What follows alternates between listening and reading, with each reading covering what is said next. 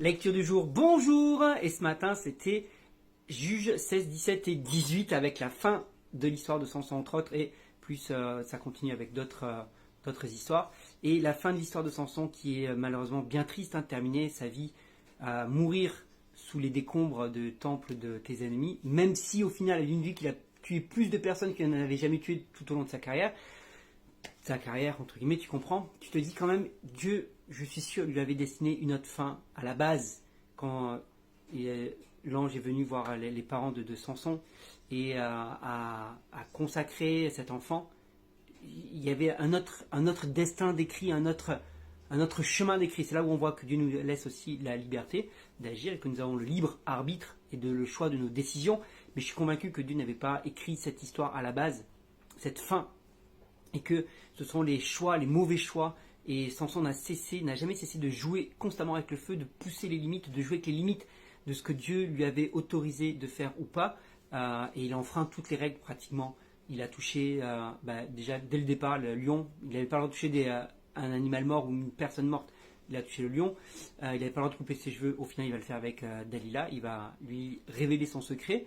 Et moi, ça a toujours été la question que je me suis posée concernant Samson et Dalila. Dis-moi, attends, tu lui révèles un faux secret et le lendemain, tu te retrouves lié avec. La deuxième fois, tu lui révèles un faux secret, mais tu te retrouves encore lié. La deuxième fois, je dis, mais à quel moment tu te dis, je vais lui donner le secret, mon vrai secret, et elle va le garder et je ne vais pas me retrouver la tête rasée.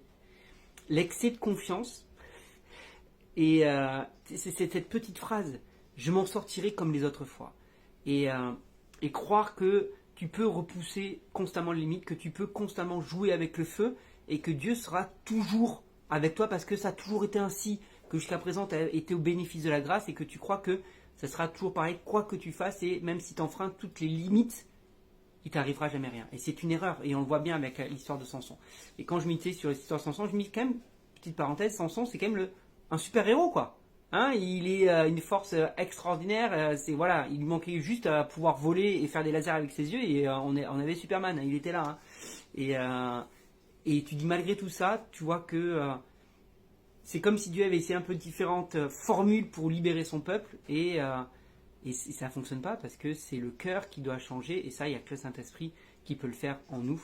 Et Samson est la preuve une fois de plus que même si on te donnait des super pouvoirs, c'est pas pour autant que tu serais un super croyant ou quelqu'un de meilleur pour autant. Et que Samson s'est laissé pencher laissé aller sur ses penchants. Il avait des faiblesses, il n'a pas été vigilant par rapport à ses faiblesses et il a joué avec ses faiblesses en permanence. Et ça, c'est une leçon à retenir sur nos vies, c'est ne crois pas que tu peux repousser les limites en permanence, jouer avec elles sans jamais te brûler, jouer avec le feu sans jamais te brûler.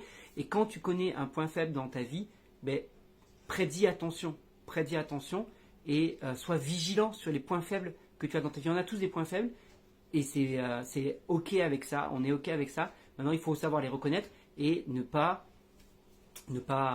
jouer avec et être attentif sur ces points faibles, tout simplement. Il y aurait d'autres choses à dire sur la suite des autres juges, mais Samson, devais m'arrêter un peu plus longtemps forcément. Et dis-moi toi ce que tu as pensé de ces chapitres et peut-être sur les deux autres chapitres que j'ai pas commentés ce matin. Bonne journée.